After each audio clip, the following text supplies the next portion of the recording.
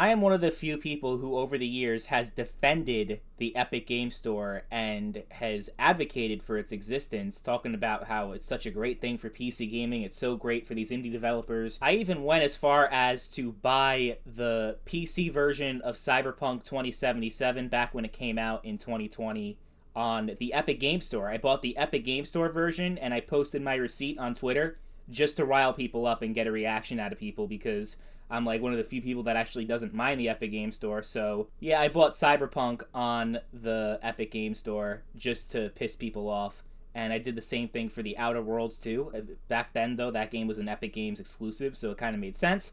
Cyberpunk was never an Epic Games exclusive, so I just did it just for shits and giggles. And I ended up hating Cyberpunk anyway, so yeah, so maybe in the past 5 years I've bought 2 or 3 games on the Epic Game Store, which is more than most people have probably watching this video. But I think it's time to take a look in the mirror and really reflect on my position on Epic Game Store. If I love it so much and I think it's such a great thing, how come I only bought 3 games for it in 5 years? I know my gaming has gone down a lot as I've gotten older and I don't really play a lot of video games anymore, but I've bought at least dozens of games on Steam during the same time period that I only bought 3 games on Epic. So it's like, maybe something going on there. Maybe self-consciously I am admitting to myself that the Epic Game Store is dog shit and is not worth buying games on that platform. Like, the whole point is like, oh, but Epic Games over at our store, we have it only, we only take 15% of the sales, while Steam, those greedy guys over at Valve, they take 25%. It's like, okay, sure, you know, technically speaking, a developer would get more of the cut of the profit on Epic Games, which on paper sounds fantastic, but on the other hand, nobody wants to buy games on Epic, nobody wants to play games on Epic, so the actual profits that you're going to get is so much smaller than what you would if you just put the game on Steam, especially if you're doing Epic exclusives. There's very few games that even, like, put them up everywhere. Like, I think Sony does it. I think a few people still, like, they put their games on Steam, Epic, and everywhere. But most of the games that you hear about, they're still Epic exclusive games, even though it's kind of gone down a little bit over the past couple years.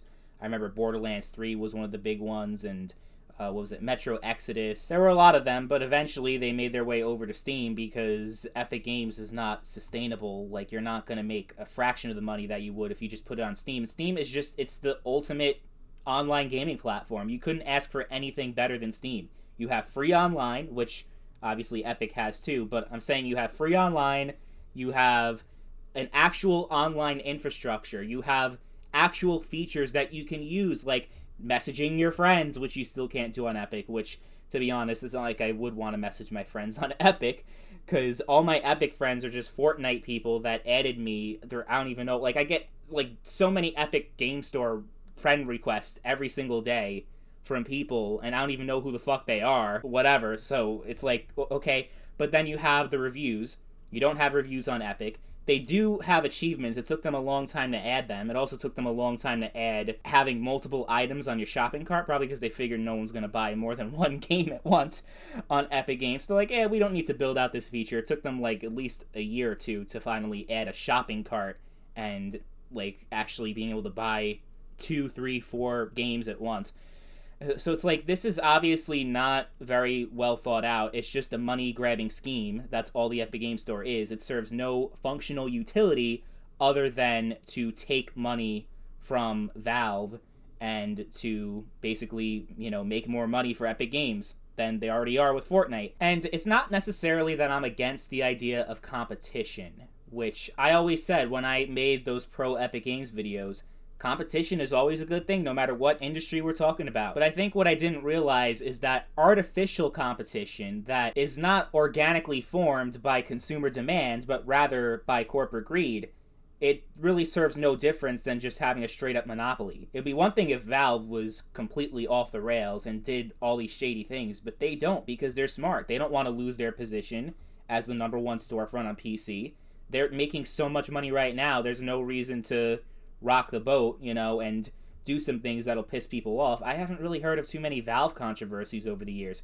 Plenty of Sony controversies, plenty of Microsoft controversies, plenty of Nintendo controversies, and Epic Games, but you don't hear anything from Valve. It's nothing but positive reception from everybody because they know what they're doing, because they actually respect their customers, and they have a certain way of doing business that's commendable, in my opinion. And also, Valve is not a publicly traded company on the stock market. Neither is Epic Games, but they also have a lot of vested interest from certain Chinese entities like Tencent, which owns a 40% stake in Epic Games and is a publicly traded company, which, is a topic for another day, and, how it may be problematic that China is investing so much money in so-called American companies to the point they're not American anymore, and they may pose a national security risk. But, that's the thing. Like, Valve is not beholden to shareholders. They are not beholden to all these other third parties, and they do not feel pressured to constantly maximize profits to the point where it's at the detriment of their user base. Valve is one of the few major companies in the video game industry, probably the only, honestly, that you can't really say too many bad things about, because CD Projekt Red used to be on that camp, and not so much anymore. Their reputation has been tarnished.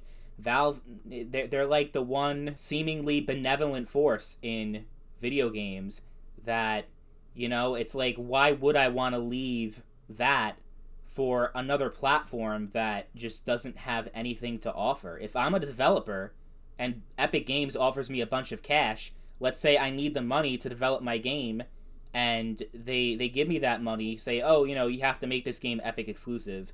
It's like, on one hand, are they responsible for the game being able to be published? Yes. And that's a point that I brought up. But on the other hand, if it's on a platform that nobody wants to engage with for multiple reasons, then what is even the purpose of this game being out there if nobody wants it? And I can guarantee you nobody is excited when they launch the Epic Game Store. The vast majority of people only launch it because of Fortnite, and other people buy games just reluctantly because it's on Epic first. I think Dead Island 2 is one of the most recent examples of that.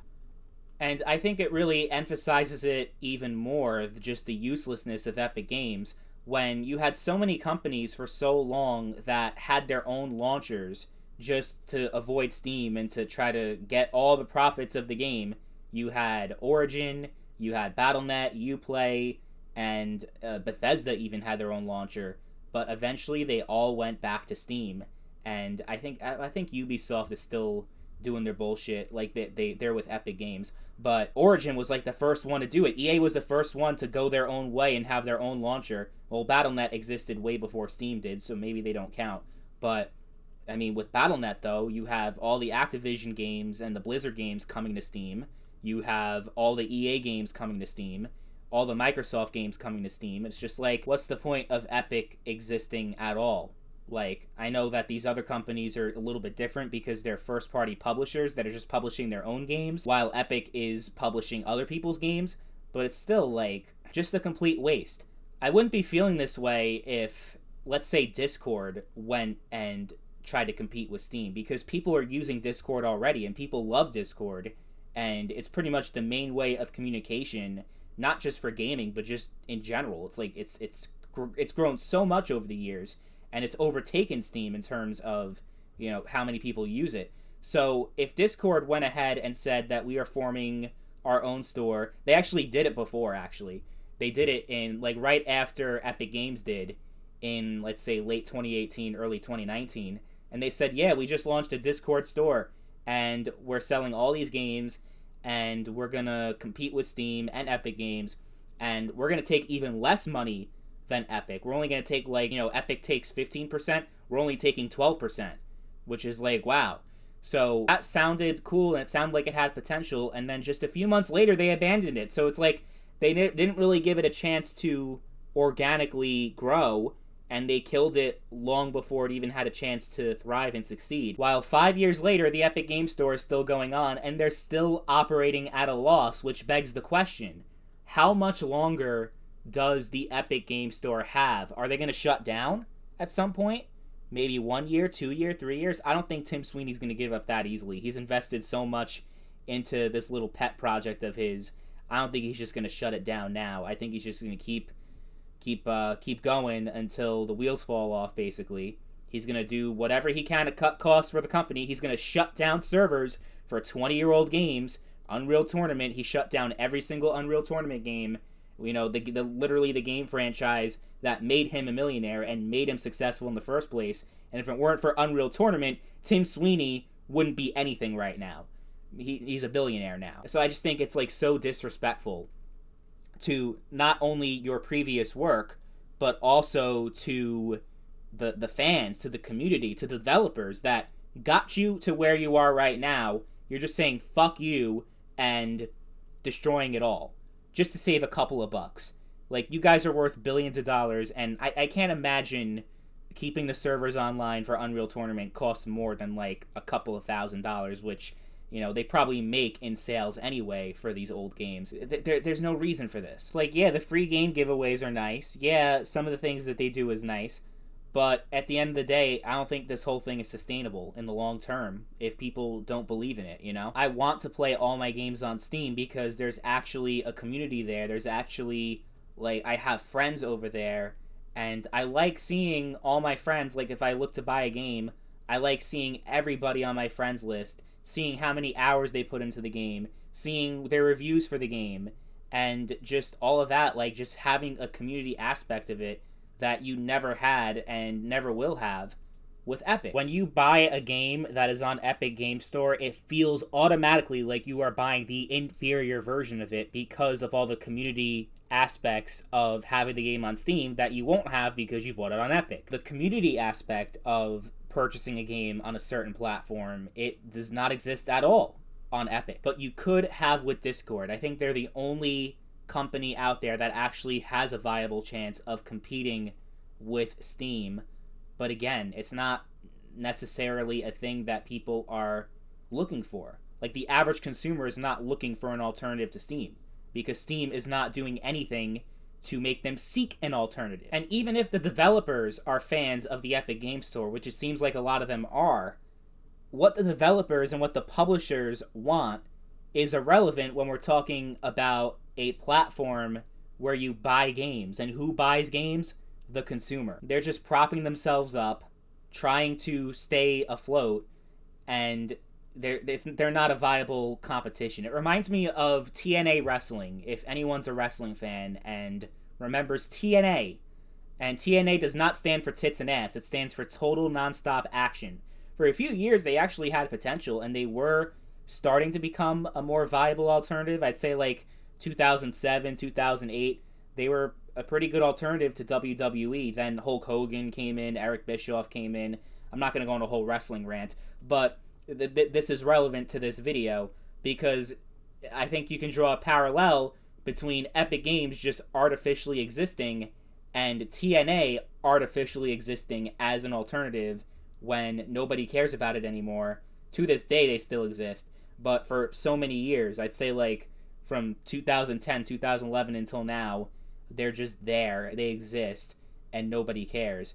And it was so bad that TNA, for the longest time, for their wrestling shows, instead of, you think of a wrestling show, you pay money, right? You pay whatever it is for tickets. I just paid $1,300 for my WrestleMania tickets next year for WWE in Philadelphia. So if any of you guys are going to be there, let me know. Maybe I'll do a fan meetup.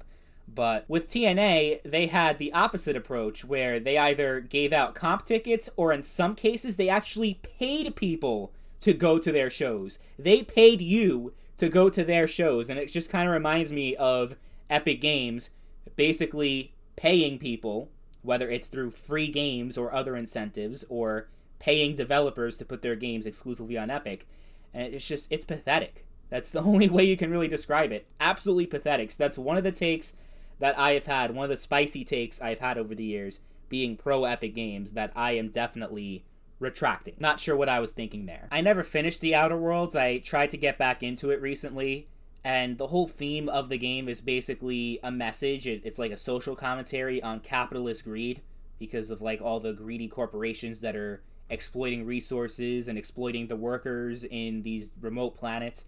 And, it's kind of, it's very ironic that they're taking this stance against capitalist greed, yet for how long they were exclusive to Epic Games, which is the epitome of capitalist corporate greed. If you made it this far, I want to know in the comment section, when do you guys think Epic Games is going to shut down? Do you think it will? Years ago, when I predicted the downfall of Stadia, I actually got it to the year. I said 2023, Stadia is going to shut down.